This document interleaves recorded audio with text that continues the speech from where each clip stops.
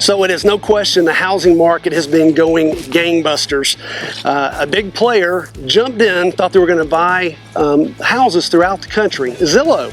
And you know, some folks sold their homes and they were getting way above marketplace. Zillow was overbuying for these homes, and it was a joke. This is not sustainable. People pulled up values online and says, well, Zillow says my house is worth this. Well, we know it's not. You know how we just proved that? They were way overpaying. They've pulled out of the market right now. They've even got contracts that are in place that they've actually canceled. It's not sustainable. It's kind of a joke. So a lot of these iBuyers, just like Zillow and the others, think they can come in and buy market share, buy the market, affect the market, but found out it's a losing proposition.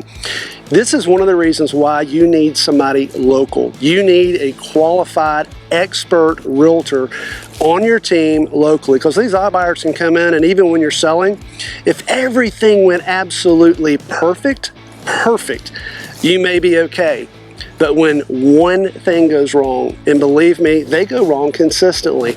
A lot of times people don't know about it, and the reason they don't know about it is they've got an unbelievable qualified team behind them, helping them buy a home, sell a home, with a lender, with a realtor, local realtor, lender, attorney. You've got to have a team with feet on the ground, boots on the ground, helping support you. So it's a perfect example.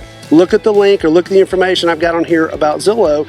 And if you need a local realtor to help you sell your home, reach out to me, because I'll work with the best ones in your area to help you prepare to get ready to sell it, to work you through when things go great and then when things don't go wrong. And then same thing for us, before you ever list your home for sale, you want to get your financial house in order and be prepared to know exactly what you can do. So thanks again. I'm Alan Christian in Roswell, Georgia. See you soon.